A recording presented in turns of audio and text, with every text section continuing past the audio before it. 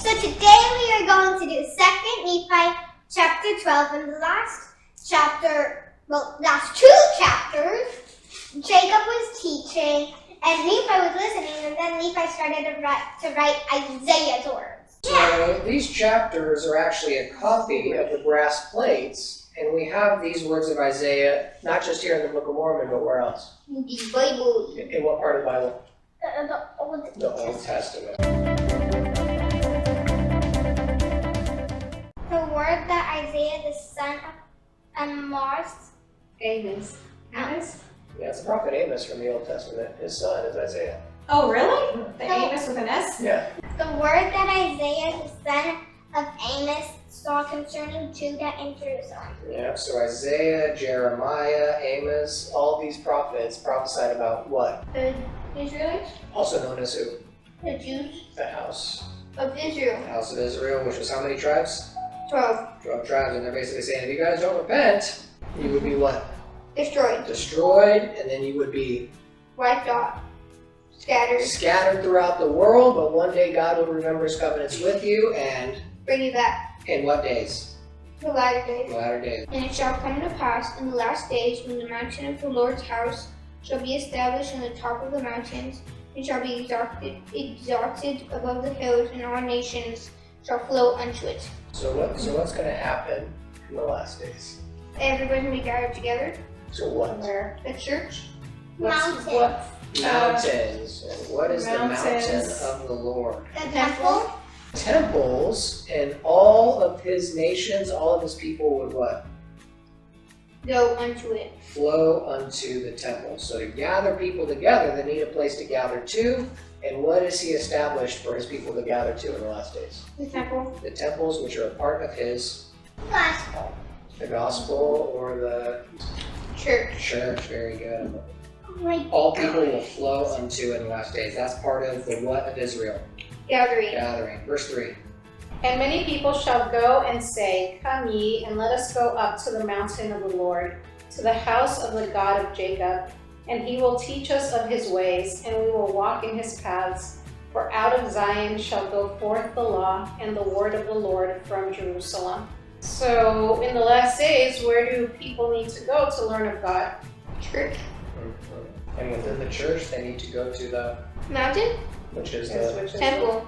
Yeah. And it says that when God comes again and his kingdom is established on the earth, there's going to be 2 capital cities. What are the 2 places mentioned in this verse? Zion and Jerusalem. Okay, and out of Zion will come what?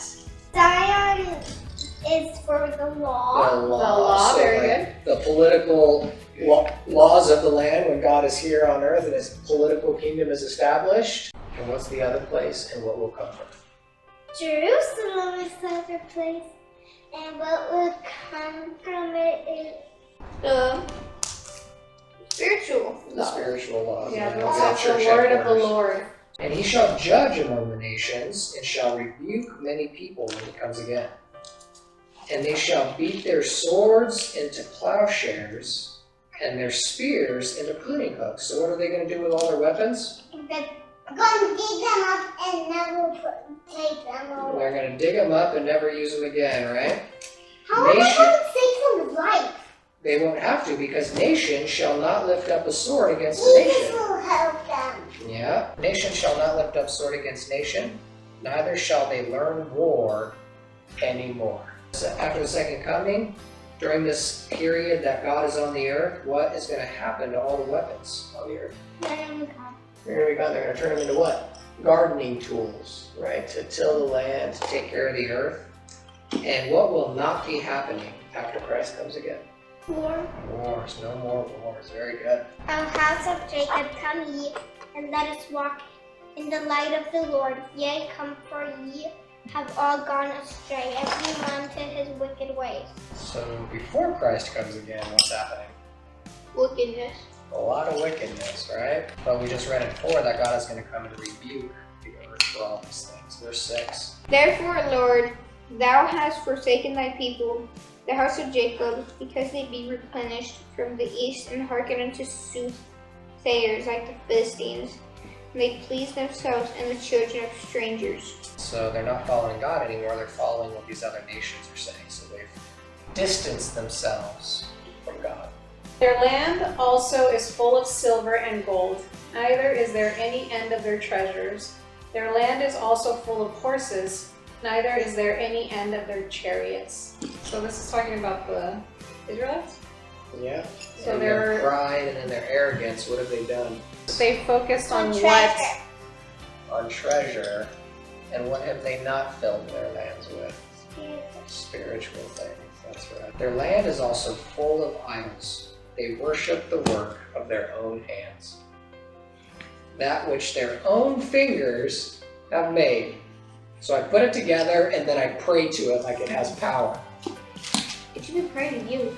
And the mean man boweth not down, and the great man humbleth himself not. Therefore forgive him not. Stiff necks, meaning what? Not bowing. They can only go. They're not bowing down to It who? can only go like this way, this way. Yeah. So they're not bowing down to who? Jesus Christ. Jesus. Yeah, they're puffed up in their own power and not bowing down to It the Lord. depends. O ye wicked ones, enter in the rock and hide thee in the dust, for the fear of the Lord and the glory of his majesty shall smite thee. So when God comes again, all of these powerful people are going to run and try to what? Run for your life! They're going to dive behind rocks and try and bury themselves in the dust. They're going to try and what? Hide themselves. Hide themselves. They're gonna do what ostriches do. When they see a predator, they just stick their head in the ground. That will be, whatever they do will be just as effective as what you just described when the Lord comes again. And it shall come to pass that the lofty looks of men shall be humbled, and the haughtiness of men shall be bowed down, and the Lord alone shall be exalted in that day. So all this pride, what's going to happen to all that pride and, oh, I'm better We're than so you, big and we're bad. so good, we're so rich. It's going to be no longer on the earth. It shall be what? We bow down. Brought down, and they will bow down to the Lord. Like an ostrich. They think they're the king or queen, but he's the king of all kings. For the day of the Lord of hosts soon cometh upon all nations, yea, upon everyone, yea, upon the proud and lofty, and upon everyone who is lifted up, and he shall be brought low when Christ comes again. 13. Yea, and the day of the Lord shall come upon all the cedars of Lebanon. For they are high and lifted up, and upon all the oaks of Bashan. So when it talks about the cedars of Lebanon and the oaks of Bashan, these were really expensive, nice woods. They represented people who were what? Wearing hats. Wearing hats. Good guess. Very expensive hats. Yeah. And are these people who are often humble or usually Self-centered.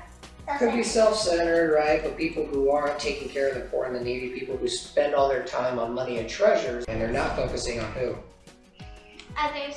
And what's going to come upon all of those people? Timber! They're gonna fall. And upon all the high mountains, and upon all the hills, and upon all the nations, which are lifted up, and upon every people. And what's going to come upon all these high mountains, hills, and people? The day of the Lord. Who's got me to read it? Upon every high tower, and upon every fenced wall. Good job. So will there any place that will be able to hide from the Lord? No. No. Every wall, every tower. And upon all the ships of the sea, and upon all the ships of Tarshish, and upon all pleasant pictures. So all these worldly things, the Lord will be coming upon all of these things. And the loftiness of man shall be bowed down, and the haughtiness of men shall be made low. And the Lord alone shall be exalted in that day. Who will be the only one holding the power in that day? The Lord. And what is that period of time called when Christ is on the earth after his second coming? The millennium. The millennium. And why is it called the millennium? Because it's a million years. Mill as in Spanish mill, not English mill. Mean. Yeah. Yeah, that's 1,000. Spanish. Mil is 1,000. Million sounds like millennium, so you think a million years, but it's actually 1,000 years. Wait, and the idols we shall utterly abolish. Alright, so all these things the world is built up to worship and praise. What's God gonna do to all that stuff? Destroy it! And they shall go into the holes of the rocks and into the caves of the earth, for the fear of the Lord shall come upon them, and the glory of his majesty shall smite them when he arises to shake terribly the earth. So the wicked people are gonna try and what? The holes in So they're gonna try and what? I don't know. They're gonna try and run and hide, but what's gonna happen to them nonetheless? The glory of God will what? Smite them. Will smite them. In that day a man shall cast his idols of silver and his idols of gold, which he hath made for himself to worship, to the moles and to the bats. So is he gonna throw it out into the light for everyone to see? Or throw these idols into a dark place where no one can see them Throw those anymore? items into dark In a place. dark place. Those idols will just be for the moles and the bats. To go into the clefts of the rocks and into the tops of the ragged rocks, for the fear of the Lord shall come upon them, and the majesty of his glory shall smite them, when he ariseth to shake terribly the earth. So if you didn't hear it the first time, Isaiah just decided to what? Put it again. In case you didn't hear me. Let me use some synonyms to Sophie, describe what's going to happen. It was that important, he decided, hey guys, you just need to know what's going to happen. He repeated it all over again. 22, cease ye from man, whose breath is in his nostrils. For wherein is he to be accounted of? People, instead of turning to God, they turn to who? To man. To man. And what does Isaiah say? If you want to be ready for the second coming, what do you got to do? Turn to God. Turn away from the world, turn away from men, and turn to Lord. the Lord. Wait, what does the nostrils mean? Do we mortal beings have any power compared to No. the immortal divine being that God is? No, No. duh. So turn away from man who just has breath in his nostrils. So what's the theme of this chapter here, these words of Isaiah? Follow God or get wrecked. Don't look upon the worldly things or worship worldly things. Look unto God. So those people who choose the worldly things, we see, will be kind of smitten and destroyed by God in the second coming. Right. The beginning of the chapter told us what we need to do to prepare for the second coming, which is what? To go to church? Church and the What's the other building?